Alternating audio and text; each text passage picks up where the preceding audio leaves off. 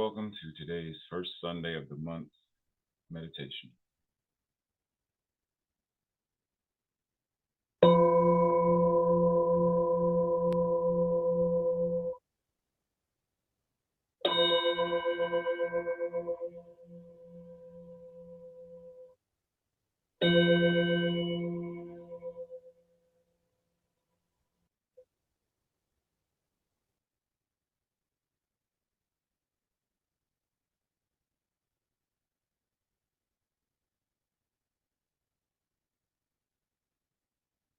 In this moment now, we breathe, inhale and exhale.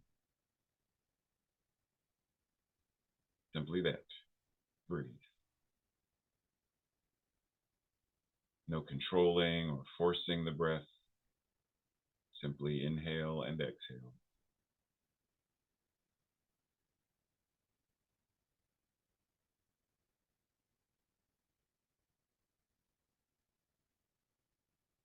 If you desire to, you can soften your gaze. There's no need to keep your eyes open.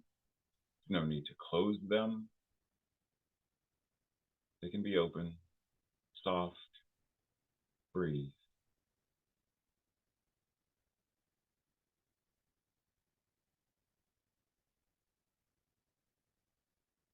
Let your mind become aware of any body sensation.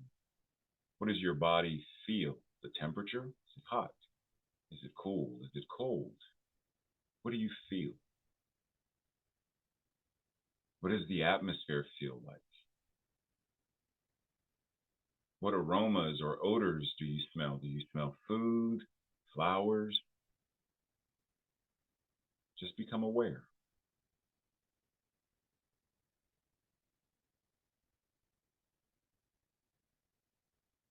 Do you feel comfortable sitting or laying in your bed, wherever you are? What do you feel? Do you feel restless, irritable? What do you feel?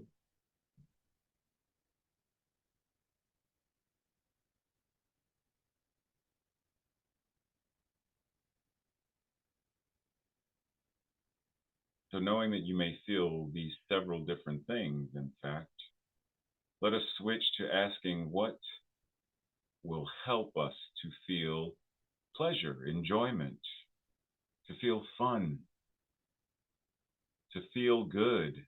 What are those things?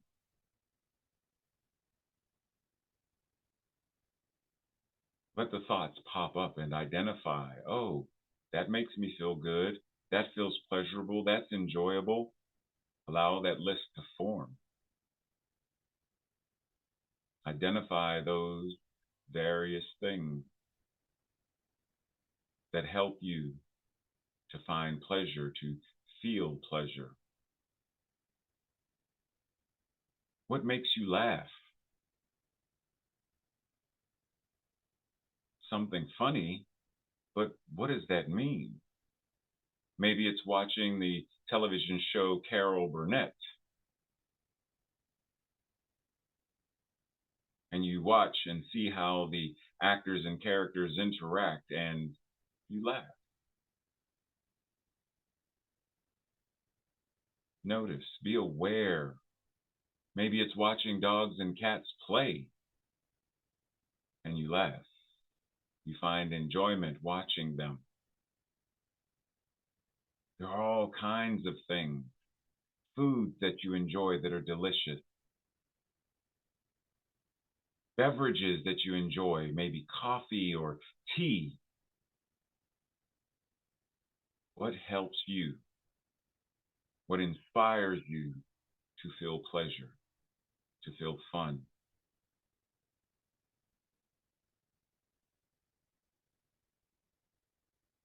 What gives you the space to engage in orgasmic bliss? What moves you in that way?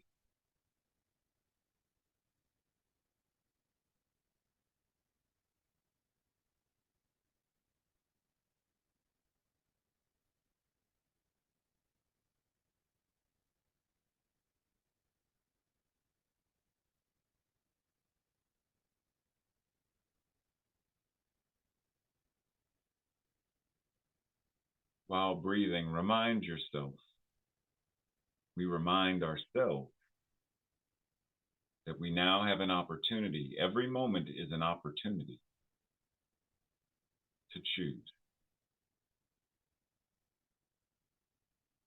Sometimes things happen in life, you may be working and there's stress and anxiety. I don't have time to enjoy life. I don't have time to laugh. I have to focus on this. And yet, it is important to understand that rest, joy, peace, and healing, each of these things and more, they are forms of resistance. We resist the temptation or the tendency, we resist the refusal for ourselves to be happy. Working is fine, but being able to also engage in activities of joy and bliss, peace, things that help us to feel joy and peace, love are also important.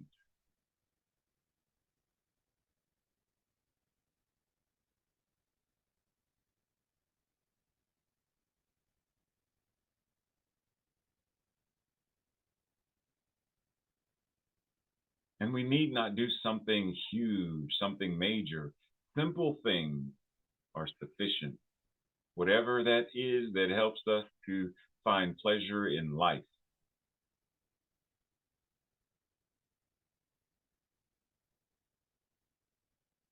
And that means we enjoy God. Enjoying life, finding pleasure in life, we find joy and pleasure in God, joy and pleasure in ourselves, joy and pleasure in our body,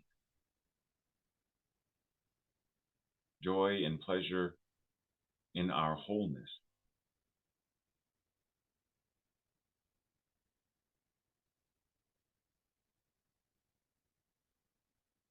So for the next few moments, we will simply breathe, letting our mind, our feelings come into alignment as we understand that we have this opportunity to choose.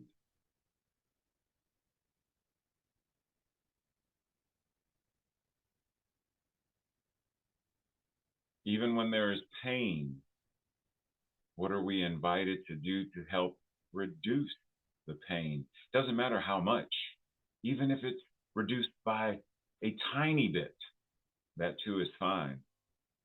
We need not suffer. We need not accept the pain as it is. We can provide ourselves the opportunity, even if a little bit, to lessen the pain, to have more joy, to lessen the worries, and have more love, even if a little bit more love, to lessen hatred and anger, whatever that is. What can we do? What can we provide ourselves in this moment as we simply breathe?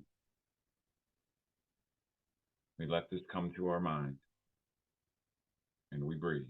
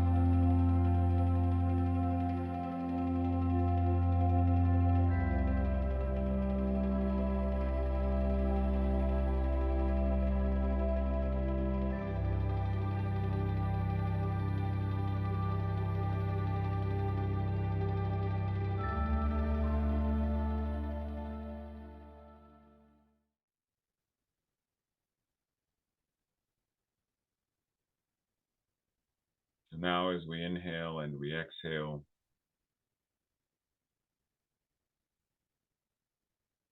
take this moment as a reminder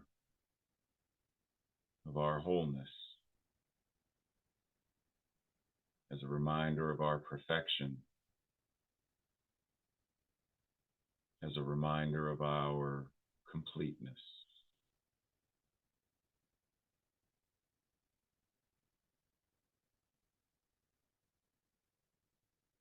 That divine trinity, wholeness, perfection, and completeness, is a demonstration of our oneness. This breath anchors us right now, in this moment, because we can't breathe yesterday's breath. We can't breathe tomorrow's breath. We can't inhale for yesterday or tomorrow.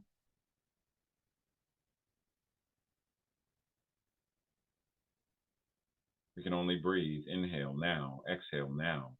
That's it. Even the idea of holding a breath for some time later, I'll breathe later. We can't. We breathe now. That idea is even ludicrous. This moment now, this breath now, right here now, that's it. And we understand that whatever we call God, that presence is here right now. As in, through each one of us.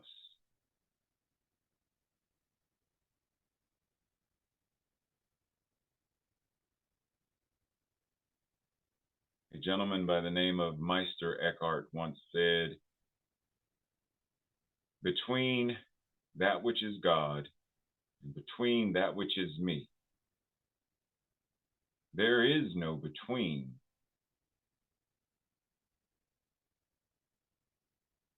In other words, there is only that which God is, infinite oneness, that is showing up as each one of us.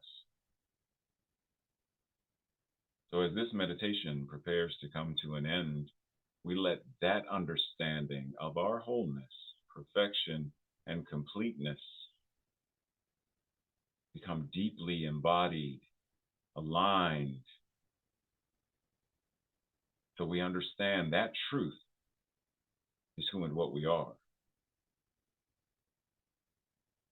That wholeness, perfection, and completeness is here as us right now. It's not something we have to earn. We don't have to earn our wholeness, perfection, and completeness. We don't have to work for it. It's already mine. It's already yours. So breathe and be aware.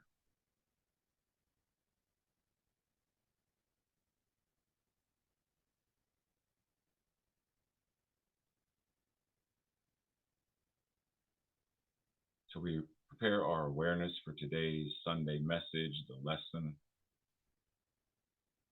We allow our minds to be open, our hearts to be open, our spirit and soul to be open, available, ready and willing to evolve more and more and more. And we allow that impact to move and change the collective consciousness to such a degree that we develop, we establish, we build and manifest a world that works for all.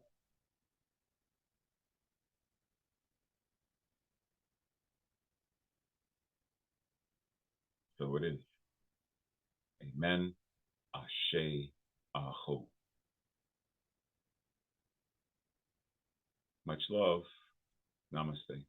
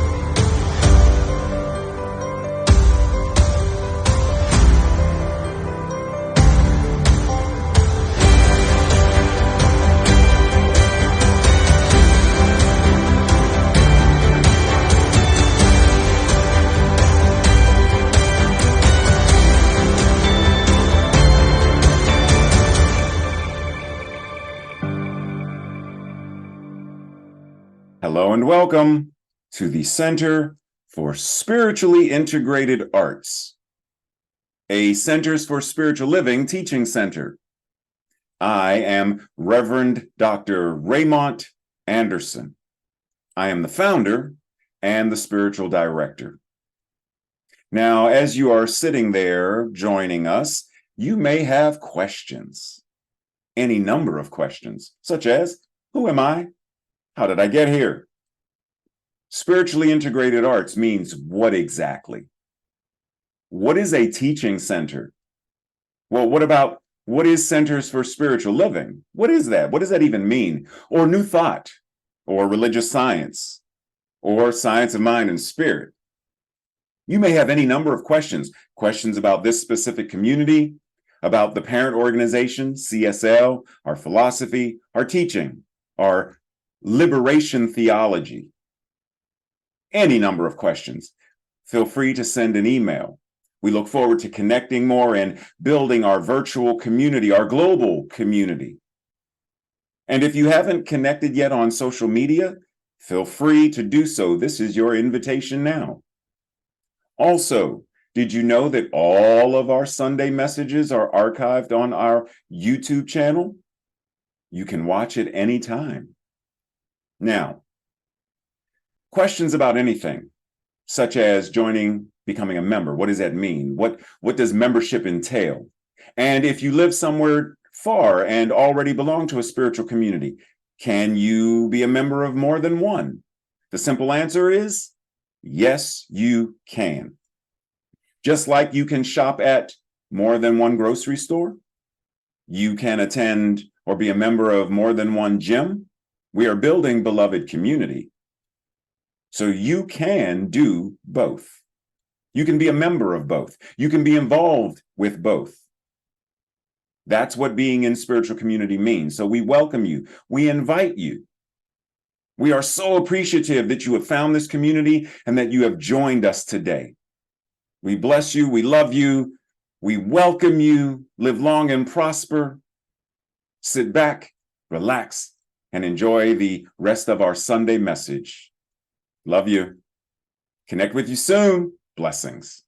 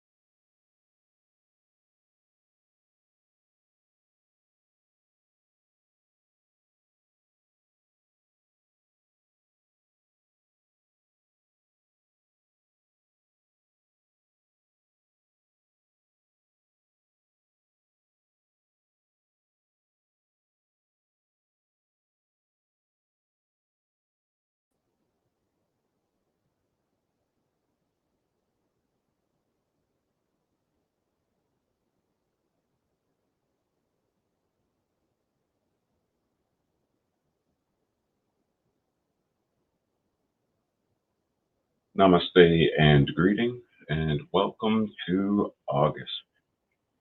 So, this month, we're talking about this idea of the unstatus quo. We often use the phrase status quo, same old, that group of, or that behavior that, etc. And today we are specifically talking about the impact of othering, but the theme for the month,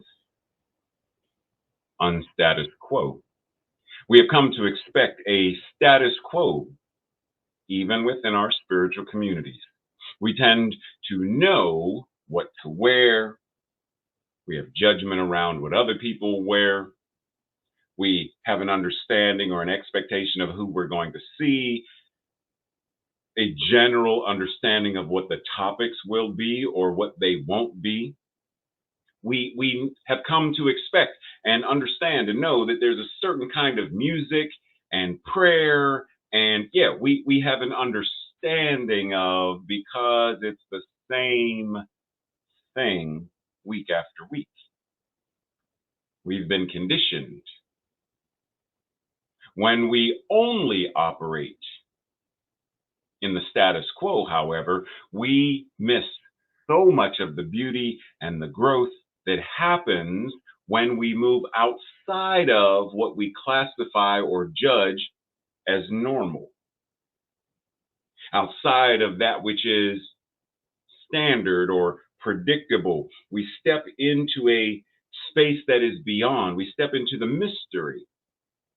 We step into the place of growth and evolution, because that's precisely where the concept, the manifestation of a rich and thriving and beloved community exists. And within that, there's a variety of topics that are discussed, a variety of ideas, a variety of things and ways of accessing our spiritual truths. And often those things are the very things we avoid. We tend to deny them, we label them, and we classify them as secular, as inappropriate. We forget that these so-called taboo topics, that they show up in our spiritual communities regardless. They are there. And if we don't talk about them, we don't address them, what we are doing is we are isolating ourselves and isolating people because of these topics that we won't address. Topics like what, you ask? Well, sex. When was the last time you went to a quote unquote church, spiritual center, and sex was the topic? What about marginalization? That doesn't show up too often. Trauma or abuse, PTSD, depression, ableism, any form of addiction, shame, guilt, chronic illnesses, various things regarding mental health, racism, consent, the unhoused, poverty, food insecurity, politics. When were any of these actually discussed in our spiritual communities from the space of what is spiritual truth regarding them, rather than these are not subjects that we talk about in spiritual community, for they are not spiritual subjects? That's bad theology.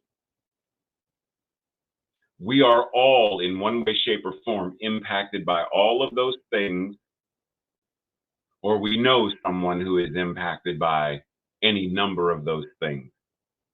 And we all deserve, quote unquote, to have a grand rising. We all deserve to have that thing called health and well-being, not just simply get by.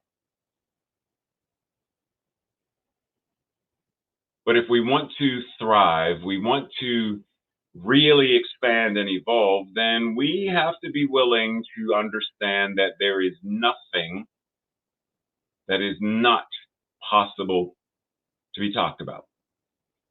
Everything is on the table. Everything.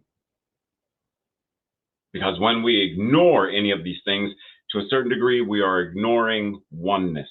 We are ignoring wholeness. And oneness is wholeness, which means there is no such thing as a taboo topic. Now, this idea of othering comes up quite a bit. So this week, we're going to talk about spiritual communities have an amazing and unique opportunity to be radically inclusive, welcoming, celebratory, and to honor diversity. Breathe. Yes, we can honor, not just include people, but we can recognize their diversity and celebrate it and honor it. Instead, when we look around, we tend to see people who look, act, think in very similar ways to us.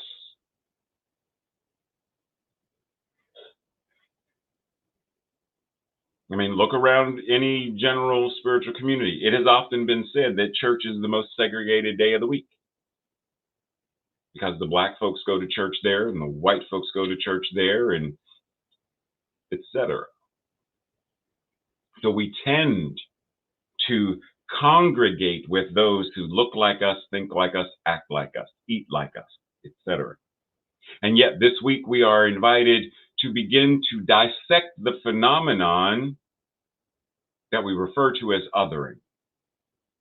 And if we truly believe in and practice oneness, then we must also begin to include those topics, those ideas, those areas of subject matter that have traditionally been excluded. And by openly discussing the unstatus quo topics, the taboo topics, we extend a sincere invitation to those who are directly impacted by such things as racism, homophobia, homomisia, etc., incarceration, grief, sadness, fat shaming, food insecurity, and more. We bring the entirety of the human experience into our spiritual community. That's how we heal. That's how we evolve. So through the application of Science of Mind and Spirit 4.0 principles, we aim to uplift, to support, and to nurture every individual in their grand rising and their evolution into their ever greater yet to be. Breathe. Dr. Holmes says, each person is a center of self-conscious life. God is the life principle animating us. While this life principle is forever hidden from our objective view, we are continuously conscious of its existence in us and animating all of nature. The relationship between the life principle, God, and that which it sustains is self-evident. Unity. The highest perception of humankind has been our sense of this inner oneness with the Spirit.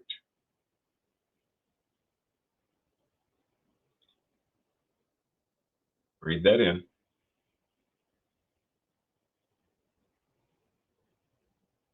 So when we talk about this idea of other, what are we talking about? Because once again, like if we go back, each person is a center of conscious, self-conscious life.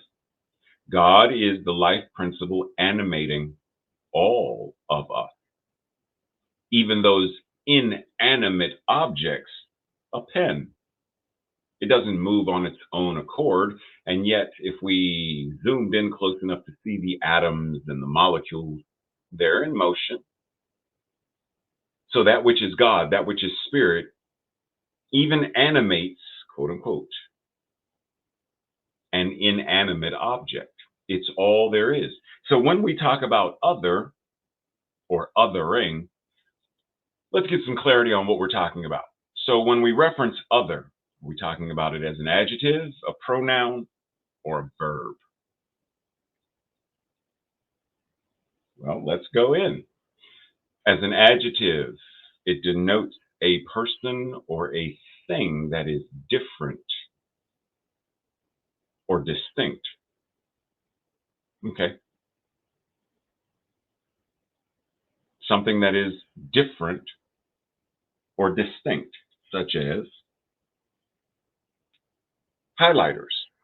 One of them is different and distinct. One is pink, one is green.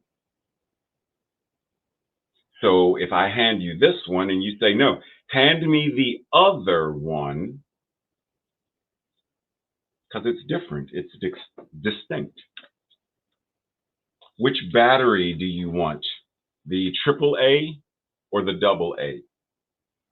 They're distinct, different sizes, they're distinct, they're different amounts of energy. Then we have as a pronoun, a person or thing that is different or distinct. Same thing, got that from before. A further or an additional person. Okay. Now you'll notice there are several common words in here. Different, distinct, different from, opposite, additional. Now, in and of itself, none of these things represent anything, quote unquote, that's not life affirming as a verb. Now, when we get to how we view or treat someone, we can treat them, you are intrinsically different from Tracy, and I are intrinsically different from each other. We're not the same person. We may have certain similar likes. We both like NCIS Hawaii, which is canceled by CBS. We both enjoy that show. But our enjoyment, our mutual enjoyment of that television program doesn't mean we're the same person. We each different from, unique from. So even in how we view or treat, in and of itself, isn't a non-life affirming thing. It's when we judge the other as less than or worse than. Ephesians chapter 4, verse 32 says, be kind and compassionate to one another, forgiving each other. See, if othering was the issue, then it would be an issue here. But it's not. Be kind, be compassionate, and forgive each other. The etymology of another, not this one, and it's not the same as, it's someone or something else. Be kind and compassionate to that person who is not you. They are another individualized expression of. Be kind, be compassionate to them.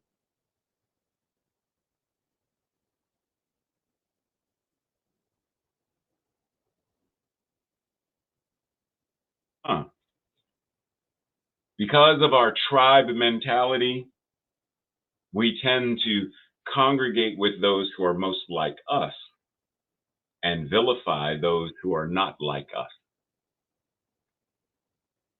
If there is a group of Christians, which I once was, anything that was not Christian had to be of the devil, therefore was bad, wrong, evil.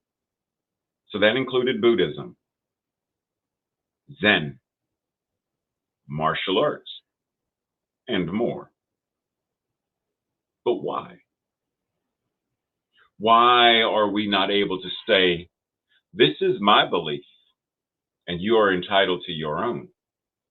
And we can still be kind and be compassionate and forgive one another for whatever occurs, rather than vilify one another.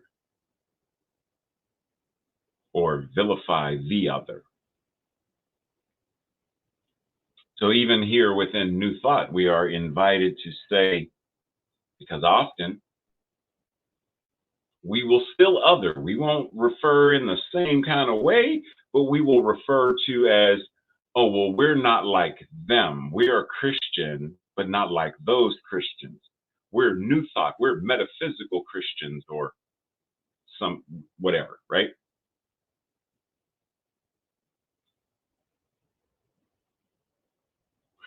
We don't talk about being science of mind, lest we be confused with Scientology. So, because we don't want to be othered and lumped into that group, we get defensive or evasive rather than being crystal clear that there is another path, and this is the path that some people have chosen. I haven't chosen it. And when talking to you, I am very clear. This is my path. This is my practice. It's not that. And the manner in which I speak about it, I am very clear. But I need not vilify, even if for me, that's a cult.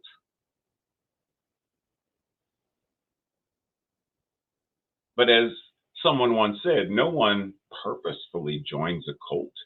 So even them joining that particular path, they did it from a mindset that potentially is the same mindset as to why I joined whatever it is I joined. Can we be kind and compassionate and forgiving? Because for as long as we continue to push the other as the enemy, then we are going to continue to be divisive.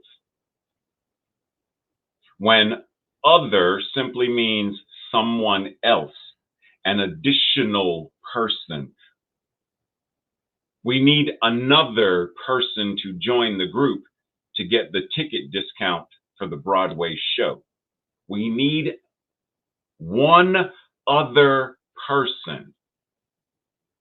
Is that other person? Are we othering them by referring to them that way?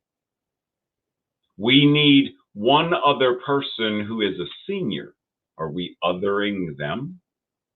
No, we are simply identifying that they are a different or an additional, they are someone else that comes into the group for a certain purpose. Each of these people is hugging and being hugged by someone other than themselves. As 1 Peter chapter 4, verse 8 says, above all, love each other deeply, because love covers over a multitude of sins. Sins simply meaning errors, mistakes, and non-life affirming choices. Love covers over, love heals, love forgives a multitude of non-life affirming choices, errors, mistakes. But above all, love each other deeply. So once again, othering isn't in and of itself the issue. It's what that word, what that practice has come to mean. 1 Peter chapter 1, verse 22. Since you have purified your souls by obedience to the truth, so that you have a genuine love for your brothers, get to that in a second. Love one another deeply from a pure heart, brothers. Love for your siblings, love for your neighbor, love for your whomever, beyond gender. It is someone with whom you are akin. Love one another deeply from a pure heart. Because it is from that energy of love that we are then able to heal. Because we are acting with kindness and compassion.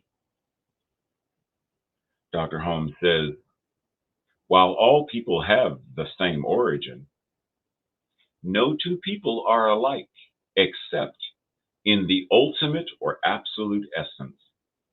A person, each person, is an individualized center of God consciousness and spiritual power, as complete as they know themselves to be. And they know themselves only as they comprehend their relationship to the whole. Now, to clarify,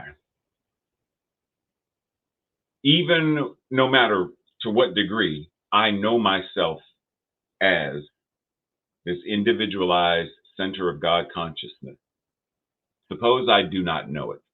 I still am it, right? A person is an individualized center of God consciousness and spiritual power completely right now. And they will experience that spiritual power and the truth to such degree as they know themselves to be that which it is. That there is only one infinite wholeness that cannot be separateness from itself. And it is in that wholeness that I understand and comprehend who and what I am, which then informs how I move and navigate through life. To what degree do we recognize that for ourselves and for others? For example, how many planet Earths are there? There is one, right? Oneness, wholeness, one Earth, one planet. Yet on this one Earth, one planet, there are multiple continents, still one planet, multiple countries in those continents, still one planet. So one continent called Africa, made up of many different nations, countries, but still one continent, still one Earth. And within, even there, we go deeper, we find of these various nations, there are varied flags, but they're all using some variation of the same color spectrum.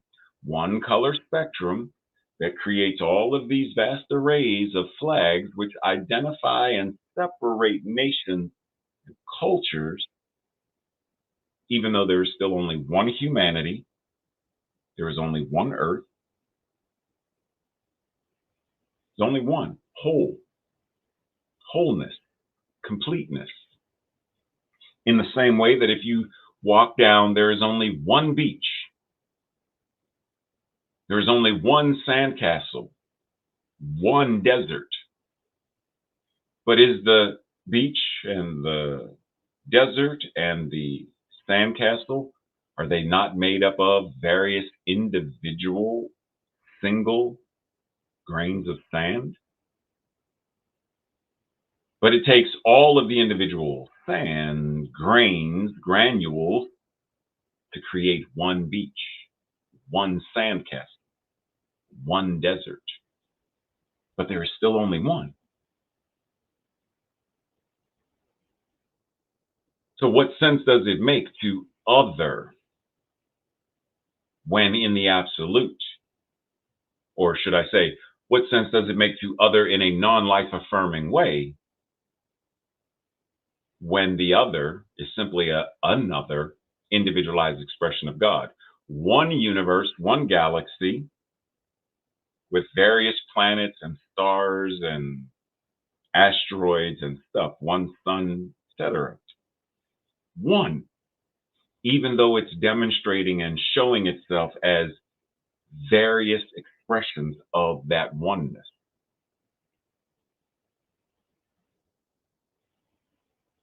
Dr. Holmes says, God is life, not some life, but all life. God is action, not some action, but all action. God is power, not some power, but all power.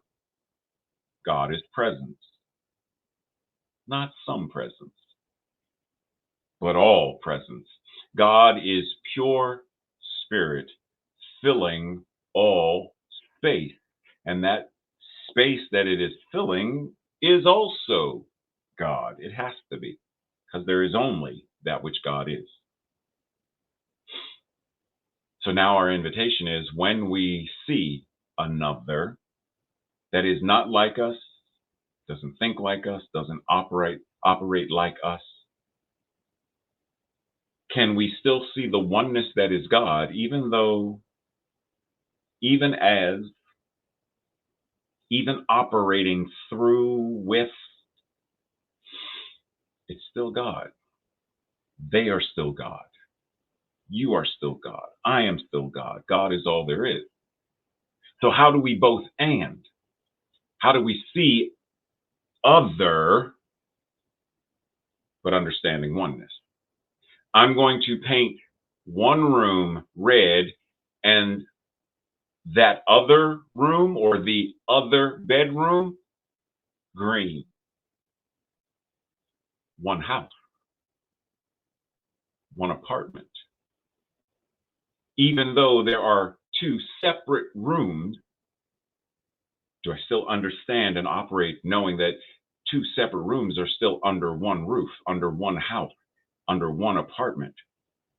Two separate ideologies, there's still only one God, one power, one presence, one operating force. So even though diametrically opposed, how do I utilize my understanding of wholeness and oneness to affect change so that their non-life affirming behaviors, ideologies, whatever, may be transformed and healed? Because for as long as I vilify them, that's not going to be the work.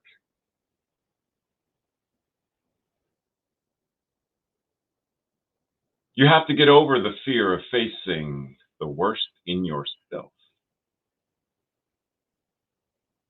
You should instead fear unexamined racism. Remember those diametrically opposed? Fear the thought that right now you could be contributing to the oppression of others and you don't know it. But do not fear those who bring that oppression to light.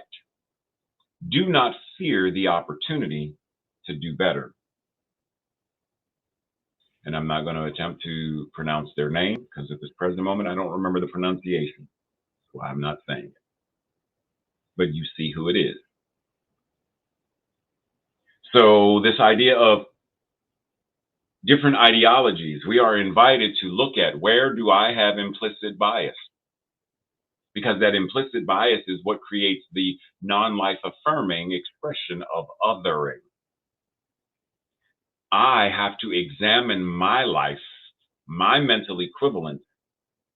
I have to be willing to excavate, to dig, to search, to find, to understand. Because this thing called racism or gender bias or any number of things show up in a lot of different places. And if we're not willing to examine within ourselves, within our relationships, within our shopping practices, then we may not realize that we are contributing to. For example, someone says that this company contributes to anti-LGBTQ practices and policies. That this company is helping to create anti-LGBTQ policies and practices in various nations of Africa. Now, there's a moment where I don't know that right now. But the moment someone tells me, did you know that Chick-fil-A supports anti-LGBTQ? No, I didn't know. But now that I do know, Do I continue to be a patron? Do I continue to bring my dollars and cents to that company, knowing that they are using that money to fund? Then how am I contributing to the hurt and harm of others? This is why it is important for us to have a deep understanding of ourselves and how we live, move, and have our beingness in the world, and how we may be contributing to gender bias and not realize it. How we may be contributing to anti-trans, transmesia ideologies and practices and not even realize it, even within our theology. Because see, when we gender God, and God is always he, him, his, that is perpetuating the idea of the patriarchy, which then denies that which is the feminine.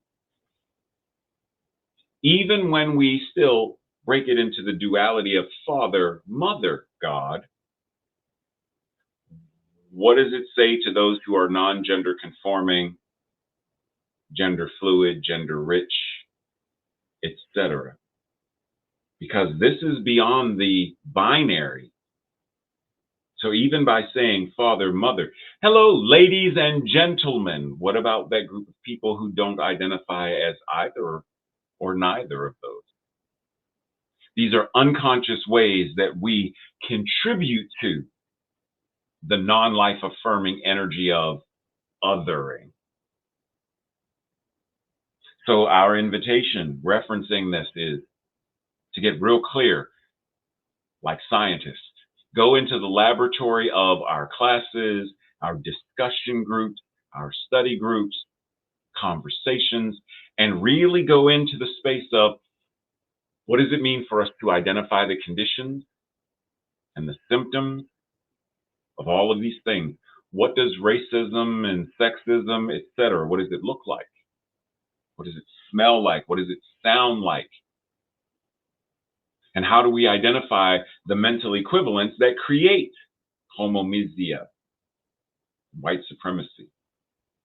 How do we examine the ways to heal and deconstruct and then reconstruct?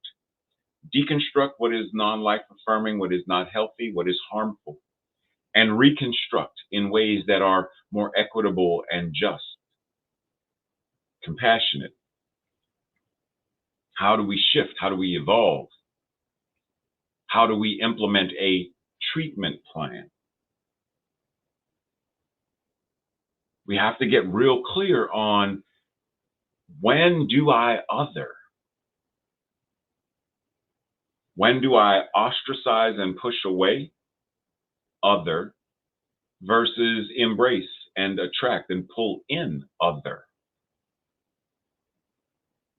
Sarah Schulman says, nothing disrupts dehumanization more quickly than inviting someone over, looking into their eyes, hearing their voice, and listening to them.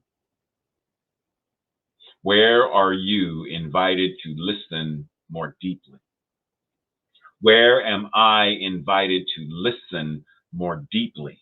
And what I'm talking about is listen to the Klansmen with such clarity that you hear the dis-ease that is running rampant in their mental equivalent. Listen, because the words that are being spoken may not, and usually don't, identify what is at the core of their consciousness that is outpicturing as this dehumanization of another. When I vilify the other, do I even understand? Do I listen to myself enough to know what's going on that's causing that? Because if I don't, then my invitation is to get still, get quiet, and listen. Why do I not like them? And can I not like their behavior their ideology? Can I separate the being from the doing and understand that this being is still an individualized expression of God? And because they do not understand and they do not know this, it causes them to act in a certain way. Can I be kind and compassionate and forgiving of the individualized expression of God to such a degree that I'm able to offer a healing treatment, even if I never speak to them? Can I still offer a healing treatment to that consciousness, to their awareness, to their understanding? Ada Palmer says, it doesn't take a declaration or an invasion to start a war. All it takes is an us and a them, and then a spark. An us and a them is all it takes to start a war. It's a 9. No, it's not. It's a 6. War. It's a circle. No, it's not. It's a triangle. No, it's not. It's a square. Us versus them and war. And if we are willing to listen deeply, as we've been invited to do, then we are able to step back and say, why, what's going on? How does this person see a 6? And through the listening, oh, that's why they see a circle or a square or a 6. And now that I understand that, it changes how I interact with them. We see things not as they are, but as we are. Our perception is shaped by our previous experiences.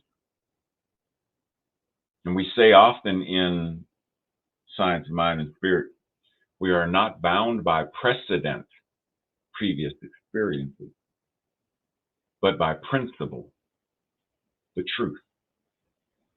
So when we talk about we see things not as they are, truth, but as we are in our perceptions, or the truth of our perceptions, because of both of these individuals, they're accurate. What they perceive is true to them from their vantage point. But there is an even bigger capital T truth that we are invited to listen from and act from. Bell Hooks says, there can be no love without justice, which we have heard similarly. Dr. King said, power without love is reckless and abusive. And love without power is sentimental and anemic. Dr. Cornel West says, tenderness is what love looks like in private. Justice is what love looks like in public.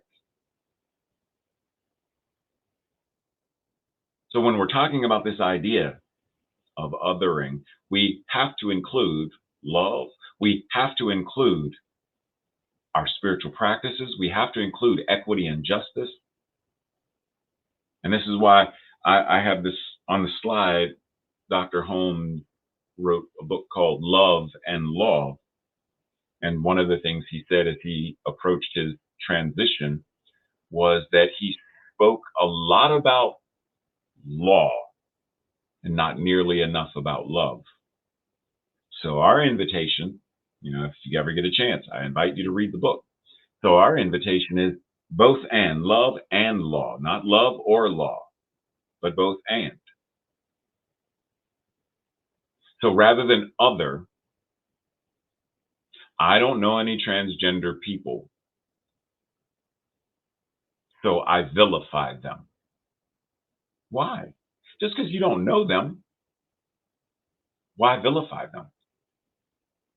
Why not extend the opportunity to say, while I do not know anyone personally, I am willing to invest, I am willing to listen because I understand that they too are individualized expressions of God. So even though I don't know any personally, I'm willing to. And I am still able to have empathy when I see the number of anti-transgender laws being proposed and or passed. So while I do not know anyone personally, I listen. And with this love that is justified, this love that is justice, this love that is equitable, even though I don't know anyone personally, I stand in truth and engage in a treatment plan that is healing. And when we know what science of mind and spirit is, we practice it and we live it as a way of life.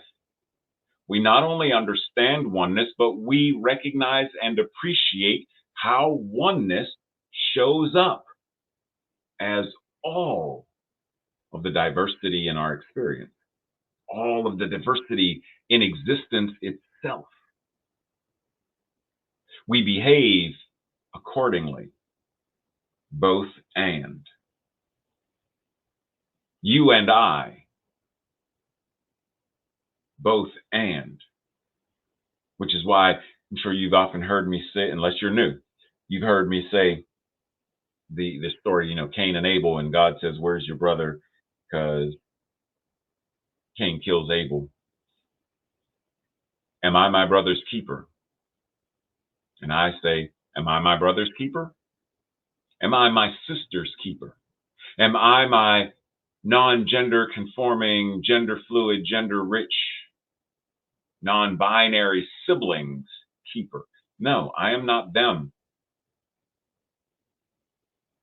They are not me, but they are. We. I am them, and they are me in that aspect of infinite oneness. In other words, I am not them. Like Tracy, I'll use Tracy. I am not Tracy, but I am, because there's only one. And when I understand both and, while we are two unique, separate individuals, there is that which can never be separate from itself. And so we are one, even while being two. So even though you are you and I am me, there is the energy that we, both different people with different experiences and different individualized expressions of our oneness, our wholeness, and our completeness, even though separate, we are one. Even though binary or dual, we are one, because there is only one wholeness. That which is the house, God, source, spirit, can never be divided. Because of how we embody science of mind and spirit, we are aligned in life-affirming ways with the balance and harmonious order and operation of love and law. And it is this embodiment of love and law in balance that enables us to then create a life and create a world that truly works for all. When I can see myself in the other, namaste, that which is the divine, in, through, and as me, sees itself in you. Both and. Breathe. This week's declaration, I'll say it first, and if you agree, if you are aligned with it, say it with me on the second go round. I step into action to create an inclusive world together. I step into action to create an inclusive world. Now, excuse me, if you're creating an inclusive world like you just declared, then ask yourself, how would I respond, or how would my community respond to the following? An older, cisgender, heterosexual, white man comes in and they are wearing a MAGA hat and a Trump t shirt. How does your community respond? How do you respond? A non binary, pansexual student who is on government assistance and they're in a wheelchair, they show up. How do you respond? How does your community respond? An undocumented migrant worker who spends the majority of their paycheck, who sends the majority of their paycheck home to their family who currently reside in another country. How do you respond? How do you see them? How do you view them? How do you treat them? What about your community? What about an unhoused woman with mental health challenges and drug addiction? Or what about a Hispanic family of 7 and the parent only speaks Spanish? A young Black man who keeps to himself, doesn't want to be touched, and he struggles with engagement. How do you respond to any of these? And how does your community? Because if we are truly going to create a world that works for all, then we really need to start treating people in a way that truly demonstrates the working. This week's study questions. When have you ever felt othered? What was the thing that caused the othering? Was it your race, your gender, something else? How did you respond to the situation? And how did it feel? Number 2, when have you othered someone? How did you other them? How did you exclude them? Did you not speak to them? Did you bully them? What did you do? And what was the thing that made them other? Was it their political affiliation or race, their sexual orientation, their religion? And how did you feel when you othered them? Number 3, when was the last time you were wrong about someone? How did you discover that you were in fact wrong? And how did you feel? And what did you do once you found out, I'm wrong? They're not. They don't. I'm wrong. How did you feel? And what did you do? And then lastly, how can you practice being inclusive of people who are not like you in one way or another? Doesn't matter how it is that they're not like you. You may not be in a wheelchair, they may be, or vice versa. How do you include different languages, socioeconomic background, whatever it is? How can you practice being more inclusive of people in general, in one way or another? Breathe.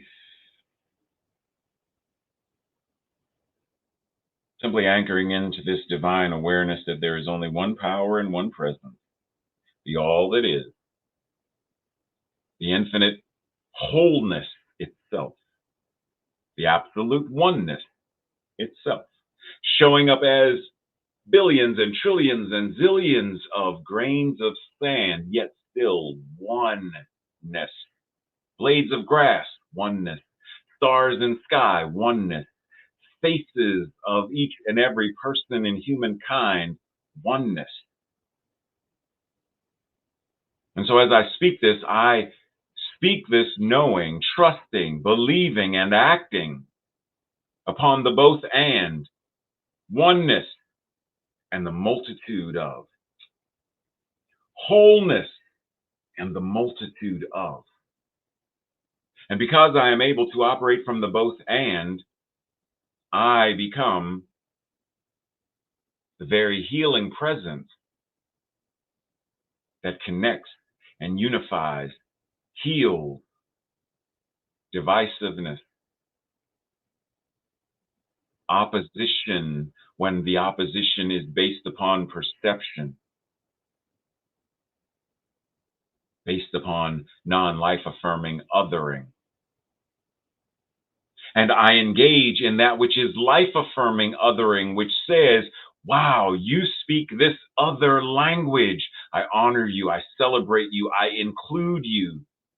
Even if it means simply me learning how to say hello in your language as a first step.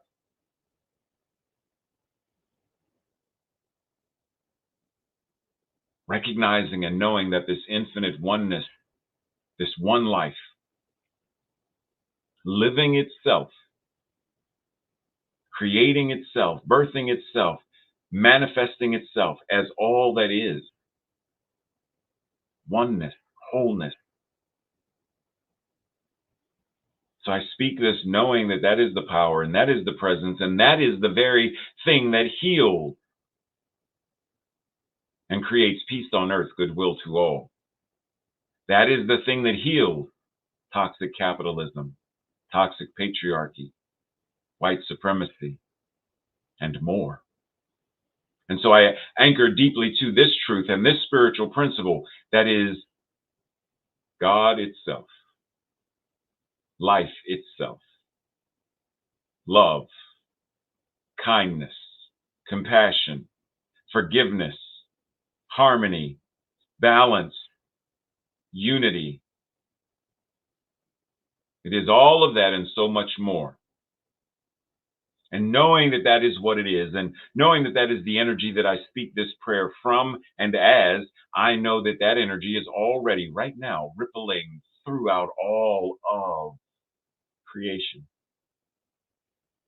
Even that is even that which has yet to be created, that which is fully formed in the mind that is God, but has not taken form in this three-dimensional realm. It is no less real. If it exists in the mind that is God, it is fully formed and fully functioning. It is real. It is a fact. It is truth. And the law says yes. So I anchor and align to that, knowing that that is not just my truth, not just my principle, not just my practice, but that as I say this about me, it is the truth, it is the principle, it is the practice for all of us. And the law says yes, that means it's already done. That means the prayer, the treatment is already in motion. It is already answered.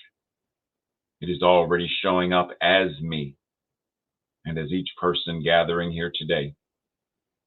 That which is the amen is our life. That which is prayer is our life. For we don't simply do prayer. We live it. We breathe it. We be it.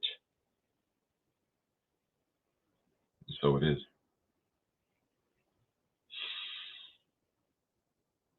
So it is. Namaste, blessings, greetings. See you over in Zoom if you are joining us. And if not, see you next week. Or Wednesday if you're joining for Wednesday or Thursday.